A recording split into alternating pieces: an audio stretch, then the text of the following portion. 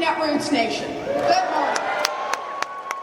Good morning. You know, I was getting ready this morning, and it occurred to me, it has been exactly 5 years since my first Netroots Nation. Golly, 5 years. So much change, so much progress.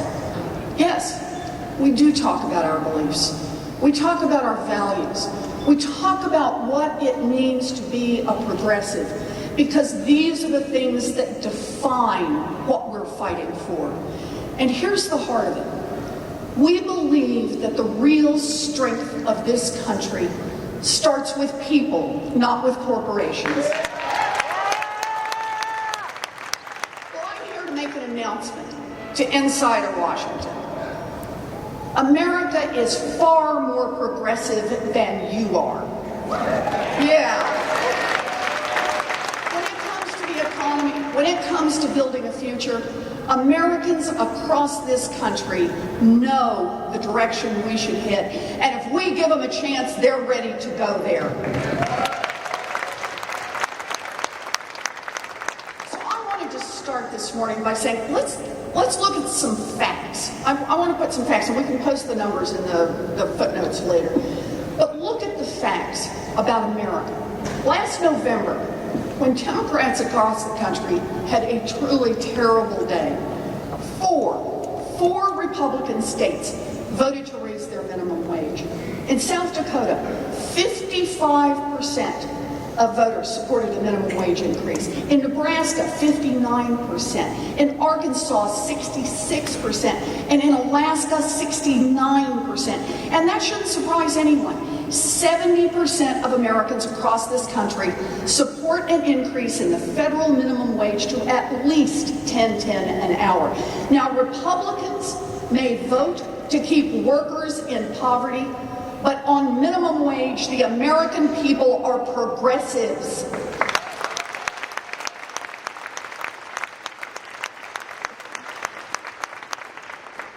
Progressives believe that students shouldn't be crushed by debt, and the federal government should not make a profit on student loans.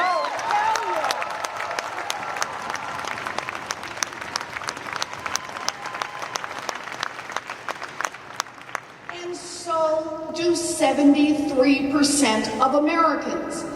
Beltway Republicans may vote to stomp on people who are deep in debt, but on student loans, the American people are progressives, and to them, debt-free college sounds pretty darn good. Progressives believe that powerful corporations and billionaires have far too much influence over our politics, and their stranglehold over our government rigs the system. Nearly 3/4 of America agrees. Now, Republicans may cozy up to their billionaire sugar daddies, but on campaign finance and Washington reform, the American people are progressives.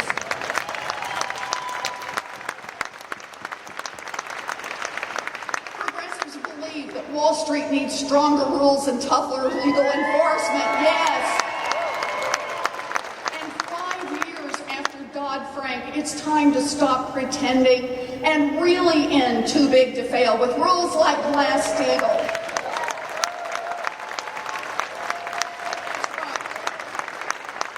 And here's the deal. 79% of Americans believe Wall Street should be held accountable with tougher rules. And there they are. Beltway Republicans may be willing to let the biggest banks break our economy again, but on Wall Street reform, the American people are progressives. Progressives believe that it shouldn't take a revolution on YouTube to drive a revolution in law enforcement. It shouldn't take a hurricane in New Orleans or a massacre in Charleston for Americans to wake up to what is happening, what is still happening to people of color in this country.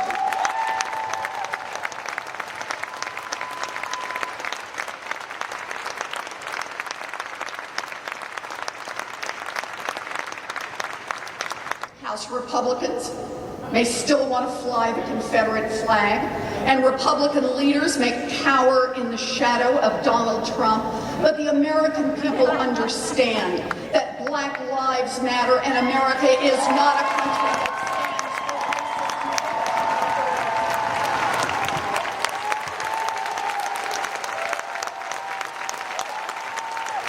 for. And they can tell us how our ideas are too progressive, too far left, or just not realistic.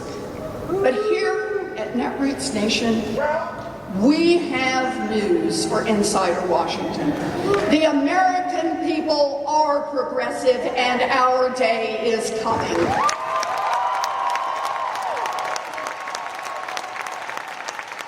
And this is what I really wanted to talk with you about. How does Insider Washington survive? When the insiders are so far out of sync with the American people, how can they keep calling the shots? How do they keep the game rigged? Well, I'll tell you, a big part of it is money. You said it right. Money. Money for campaigns, money for PACs, but money for so much more. Money to hire armies of lobbyists and lawyers. Money for PR firms and trade associations to sell a message. Money for think tanks to give the cover of respectability for genuinely ugly ideas. Money that flows like a river through Washington. Money that rushes everywhere, sweeping along as much as it can and threatening to drown anything or anyone that gets in its way. And there's a pot of money we need to talk about. The money that keeps the revolving door spinning. It's about big bonuses that Wall Street banks pay their executives to spend a little time running our government. And about the big payoffs that these big banks offer when people leave government and head to Wall Street. I just want to talk about one example of those revolving doors. The gold-plated door with Citigroup's name engraved in big letters. How fast has that revolving door spun? Well, let's count it. 3 of the last 4 Treasury secretaries under Democratic presidents have had close Citigroup ties. By the way, the 4th was offered the CEO position at Citigroup, but found another job.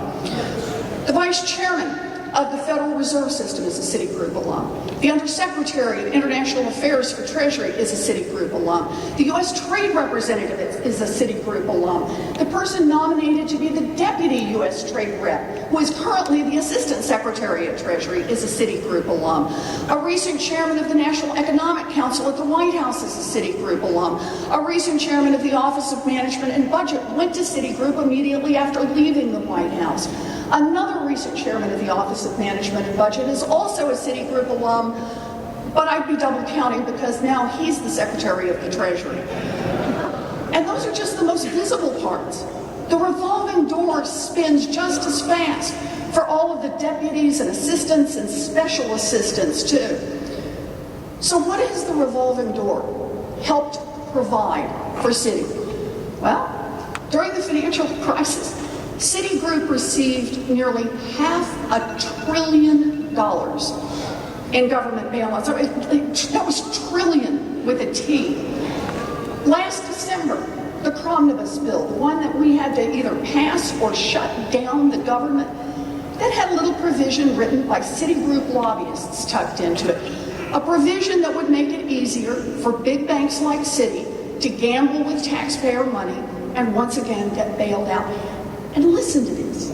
Even when we discovered the giant giveaway buried down in the fine print, even when we blew the BS whistle long and loud, even when it was all over the blogs and all over the press, even when the issue was red hot, even then, Citi managed to rake together enough votes in both the House and the Senate to pass it into law. I want you to think about how much power it takes to get that done. So here's a point I want to make today. Laws matter. Sure they matter. But it also matters who interprets those laws, who enforces those laws, who monitors what's going on, who exercises judgment? Judgment to indict a bunch of bankers who break the law? Or to cut a more civilized deal that lets banks pay a fine and all the executives go home and sleep comfortably at night? Think of it this way. How would the world be different today if, when the economic crisis had hit, Joe Stiglitz had been Secretary of the Treasury and Simon Johnson and Robert Reich had been key economic?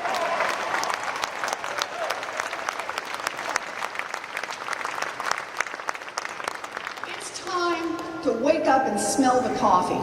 Personnel is policy. Wall Street insiders have enough influence in Washington already without locking up one powerful job after another in the executive branch of our government. Sure, private sector experience can be valuable. No one ever said otherwise. But there is a point at which the revolving door compromises the public interest, and we are way beyond that point. We have a presidential election coming up.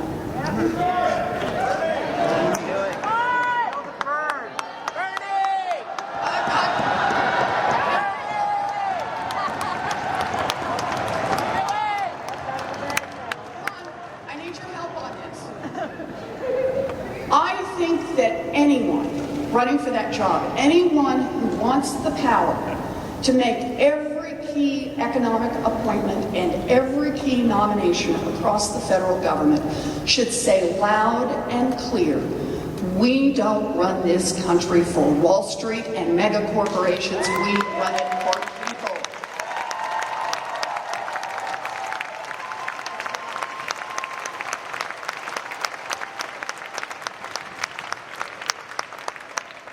No one is disqualified just because they have Wall Street experience.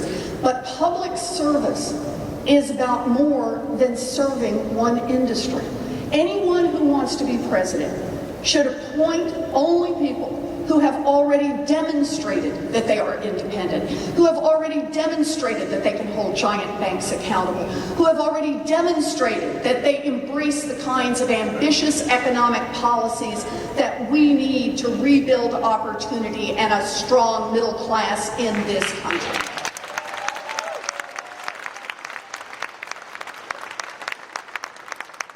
So I want to turn that into something specific. Just 2 days ago, Tammy Baldwin introduced let's hear it.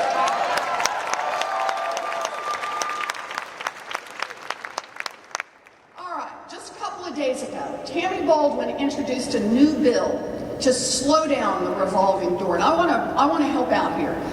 This bill would put an end to Wall Street banks giving multi-million-dollar bonuses to their executives for taking government jobs. That's what her bill is. No more paying people off to remember their Wall Street friends while they run our government. No more wink and a nod, working in the public interest while pocketing millions of dollars from your friends on Wall Street. The same friends who will welcome you back once your term through government is over. Now look, this bill won't fix everything, but it'll throw some heavy sand in the gears of the revolving door. And it's a bill that any presidential candidate should be able to cheer for. So